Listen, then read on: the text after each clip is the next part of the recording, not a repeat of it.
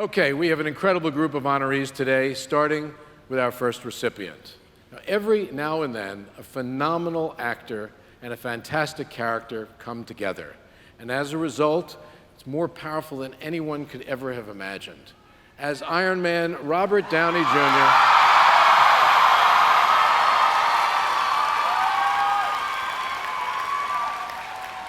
Robert Downey Jr. delivered more than an iconic performance. He launched the entire Marvel Cinematic Universe. And we're very proud to officially recognize him as a Disney legend. Ladies and gentlemen, please welcome Tony Stark himself, the one and only Robert Downey Jr. This is beautiful. I had a feeling that today would be special, and I'm delighted to be among such a rich and diverse group of humans, and we're all seeking to reflect the many. Thank you. You want to make this a Q&A? We can do that. That's later. This lens of creative expression, I think we all share a really deep and meaningful privilege. Here's my Shakespeare bit. We hold, as were, the mirror up to nature. I must have been very emotional when I wrote this. We could just scroll down to the thank yous. But playing Tony over these many years and that thematic idea that technology can guide our species toward enlightenment or destruction, it's been a really worthwhile, and it's an ongoing meditation. It's been a great gift. So I want to thank the fans who made this all possible, starting back in 2008. So, thank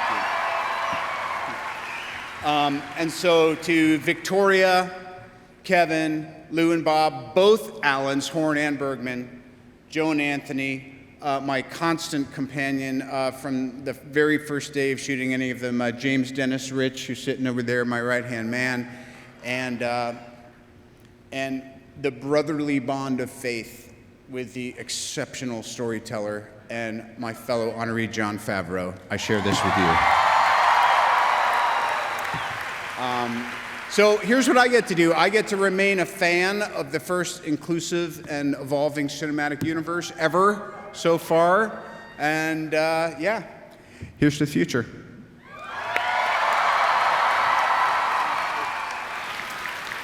John and I actually have something in common. We both grew up near the site of the 1964-1965 World's Fair, where Walt Disney first introduced 3 exhibitions, including It's a Small World.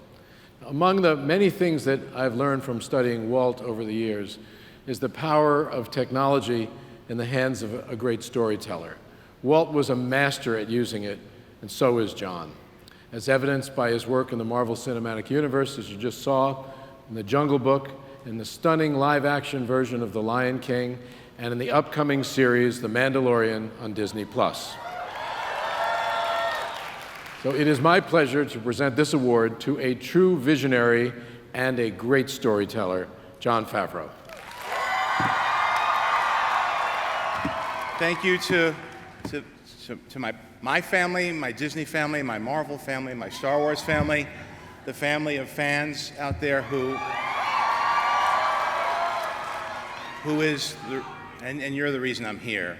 So thank you for creating a dialogue through storytelling and sharing our childhood memories and moving those memories into the future and creating new memories for each next generation.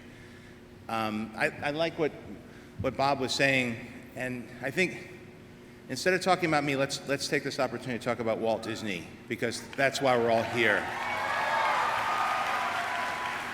It's interesting that it's very flattering about technology, because as Arthur C. Clarke said, a sufficient enough technology is indistinguishable from magic. And Walt Disney was the master of bringing the old myths and the magic of technology together to create indelible memories and create a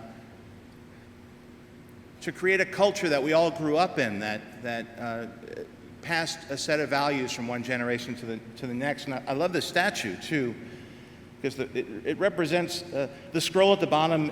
I think represents ideas and inspiration. The hand represents the craft, and of course the star is the magic that comes from that. I also love it because it's from The Sorcerer's Apprentice from Fantasia, one of my favorite movies. By the way, Mickey Mouse was rebooted for that in the 40s. It was the first time he appeared with pupils, and Twitter went berserk. But his legacy endured. And I actually love the message in that particular film because it drew inspiration. The Sorcerer's Apprentice came from the Goethe poem from the 1700s, and that was reflective of the myth of the Golem of Prague with the water buckets. So these are stories, and Walt always tapped into stories that went back all the way into human history. And this one is a wonderful story because, as you all know, as we, all of us people who are being presented with awards, are on our journey from mouse to magician, as is encapsulated in this fable, we realize that in the beginning, you're very confused by the magic, by the technology. When Mickey puts on that hat, it gets away from him. But then that wonderful wise wizard saves him from the mops. And that wizard's name was, who knows what the name of the wizard was? Yensid. Yensid, which is Disney spelled backwards, and the artist drew inspiration from his face, specifically his eyebrow, which was, when they were being admonished, that eyebrow, legend has it, his eyebrow would lift up as he would look at you. But then he cast his spell, parted the seas, and made everything safe, and then took the apprentice back under his wing to become the wizard for the next generation. And so as I'm on my path now from mouse to wizard, I thank Disney and all of you for the opportunity to tell these stories, to explore technology, and help bring magic to the next generation. Thank you. Well, Ming-Na Wen has broken the mold and made her mark as a Disney princess, a Marvel star, and when The Mandalorian debuts this fall, she'll officially become part of the Star Wars universe as well. That is quite a trifecta, from a princess to an agent of S.H.I.E.L.D. to a galaxy far, far away. So please welcome Disney legend Ming-Na Wen. Okay, I'm such a geek girl, and please just keep acquiring all these different franchises and different, because I just keep getting employed by them. I have hit every bucket list thanks to Disney, and it's impossible that I'm here right now amongst all the amazing legends of this year and past years. I used to pray to God, Buddha, and the Force when I was a little girl. So it's astounding to me. Disney has offered me so much more. And Bob, when my managers read your letter to me, because I don't read my emails, I cried. So you made me cry. Thank you. It's beyond belief. When I did Joy Luck Club, I met my husband. Thank you. So Disney also provided me not just a career family, but a real family. And we've been married 26, honey? We've been together a long time. And we have two beautiful children, Michaela and Cooper. I'm so excited that you're here to see mommy be really cool, I hope now. My first trip to Disney World was with my girlfriend Vivian. Oh my gosh, I don't know why I'm saying all this. It's just the impact of Disney in my professional and my personal life is a gift already, and this legend thing is insane. But most of all, when people ask me how I get my inspiration for all these strong female role models, it's my mom. And she's here. Thank you, thank you.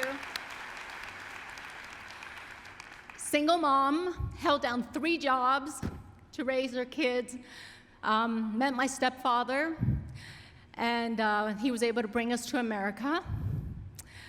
And she is a woman warrior, through and through.